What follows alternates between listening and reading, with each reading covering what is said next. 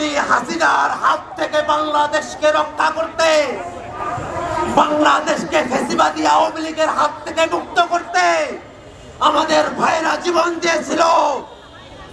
আমাদের যে ভাইরা রাজপথে জীবন দিয়েছে, আমাদের চোখের সামনে আমরা যাদের জীবন যেতে দেখেছি, তাদের রক্তের শপথ, আমাদের শরীরে এক বিন্দু রক্ত থাকা অবস্থায় আওয়ামী লীগকে বাংলাদেশে আমরা আর স্বনামে রাজনীতি করতে দেব না।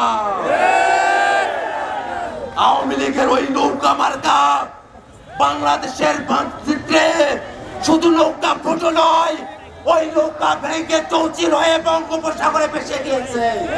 ওই নৌকাকে বঙ্গোপসাগর থেকে বাংলাদেশে আর তুলে নিয়ে আসা যাবে না, যাবে না, যাবে না।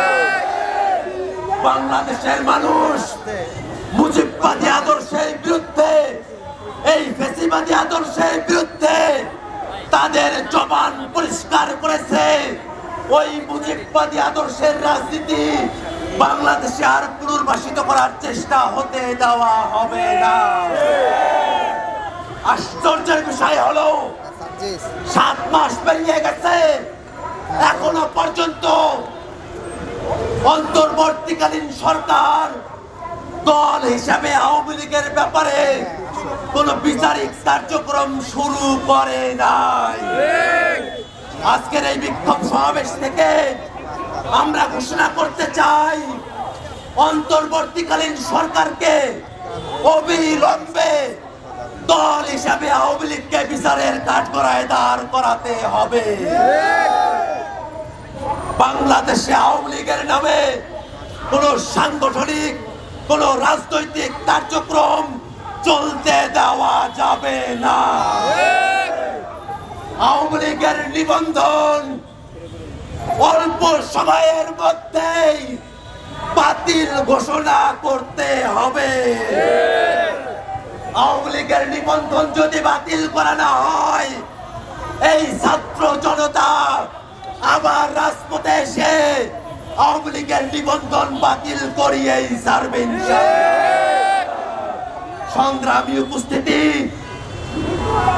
অনেকে ভালো আওয়ামী লীগের কথা বলে, আমরা তো বলি লোম বাঁচতে গিয়ে যেমন কম্বল উজাড় হয়ে যায়, লোম বাঁচতে গিয়ে যেমন কম্বল উজাড় হয়ে যায়, আওয়ামী লীগের ভালো নেতৃত্ব বাছাই করতে গেলে গোটা আওয়ামী লীগে উজাড় হয়ে যাবে।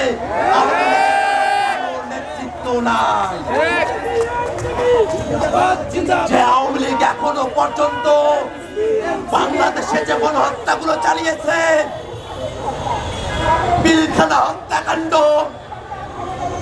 13 সালের হত্যাকাণ্ড, শাপলার হত্যাকাণ্ড, মোদী বিরোধী আন্দোলনের হত্যাকাণ্ড, 24-এর হত্যাকাণ্ড, কোন হত্যাকাণ্ডের জন্যই যে আওয়ামী লীগ এখন পর্যন্ত দুঃখ প্রকাশ করে নাই, এখনো পর্যন্ত অনুশোচনা প্রকাশ করে নাই, এখনো পর্যন্ত তাদের দায় স্বীকার করে নাই, সেই আওয়ামী লীগের পক্ষে যদি বাংলাদেশের কোন শক্তি, বাংলাদেশের কোন ব্যক্তি একটু দাঁড়ানোর চেষ্টা করে, বাংলাদেশের ছাত্র জনতা রাজপথে দাঁড়িয়ে, সেটা ব্যক্তি হোক, সেটা কোনো প্রতিষ্ঠান হোক, তার বিরুদ্ধে সর্বাত্মক প্রতিরোধ গড়ে তুলবে।